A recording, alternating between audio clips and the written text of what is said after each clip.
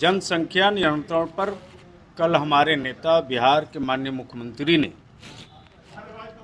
देश स्तरीय जनसंख्या को सामने रखते हुए और जो जांच हुई है वो भी, और इस पर जो मॉनिटरिंग के साथ काम हुआ है उस पर भी, सबको एक साथ रख करके कल हमारे नेता बिहार के माननीय मुख्यमंत्री श्री नीतीश कुमार जी ने प्रक्रिया दे दी है और उससे हमको लगता है पूरा देश सहमत है,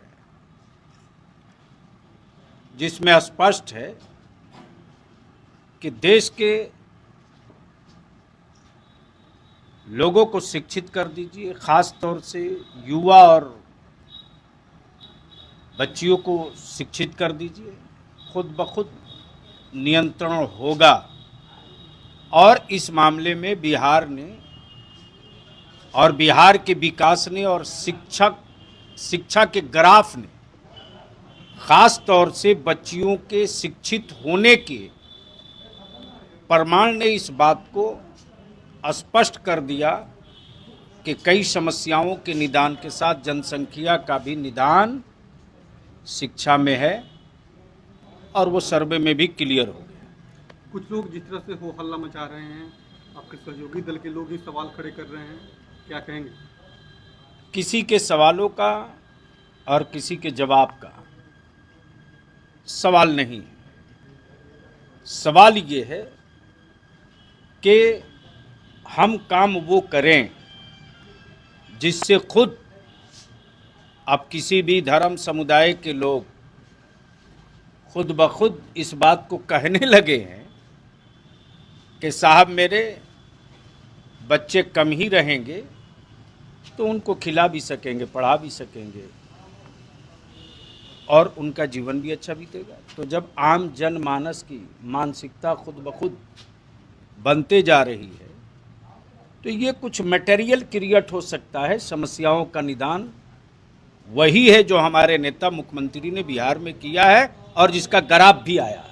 लेकिन आप लोग इस समय छोटे भाई की भूमिका में हैं, बड़े भाई की भूमिका में बीजेपी है। आपको लगता है बीजेपी के नेता इस तरह से प्रखर होकर बोल रहे हैं, आने वाले समय में एक बड़ा बकेड़ा खड़ा हो जाएगा बिहार में? कहीं कुछ नहीं होने जा रहा है और छोटे और बड़े भाई का ये सवाल नहीं है, देश के जनसंख्या से नियंत्रण का सवाल है। और इस पर बिहार में बिहार की सरकार ने माननीय मुख्यमंत्री श्री नीतीश कुमार जी की अगुवाई में जनसंख्या नियंत्रण को एक दिशा भी दिया है, एक समत भी दिया है, एक मॉडल भी दिया है। चुनाव आते ही सर ये सब मुद्दा क्यों तूल पकड़ने लगता है? चुनाव आते ही जो लोग मुद्दा तूल पकड़ाते हैं उसका जवाब वो देंगे। जनता दल यू और जनता दल यू का हर वर्कर केवल विकास और शिक्षा रोजगार पर बात करती है और वही हमारी पार्टी की और नेता की आइडियोलॉजी होती है। मानसून सत्र में भी इस तरह का बिल आएगा? आपको लगता है प्राइवेट बिल भी आएगा? कई बीजेपी के नेता लाने की तैयारी भी? सदन में हर व्यक्ति को अपनी बात कहने का हक है, राइट है,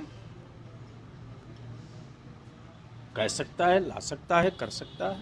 तेजस्वी यादव लगातार सवाल खड़े कर रहे हैं जनता दरबार को लेकर। तेजस्वी यादव सवाल खड़े कर रहे हैं कि जनता की गाड़ी कमाई का पैसा आप लोग यूं ही बर्बाद कर रहे हैं, विकास की योजना धीमी पड़ी है, जनता दरबार लगा रहे हैं, कोई फायदा नहीं होने वाला। जो किसी दरबार में नहीं है वही जनता दरबार पर उंगली उठाता है।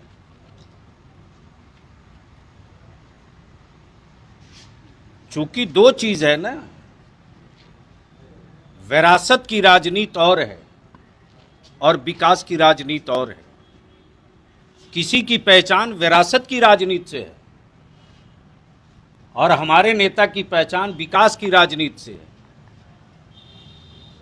तो जो विरासत की राजनीति करते हैं वो किसी दरबार के नहीं होते हैं और जो विकास की राजनीति करते हैं वही जन के दरबार के होते हैं, जनता के दरबार के होते हैं। सवाल ये है कि जब जनता दरबार न लगे तब भी मुंह में खुजली और जब लगे तो और परेशानी।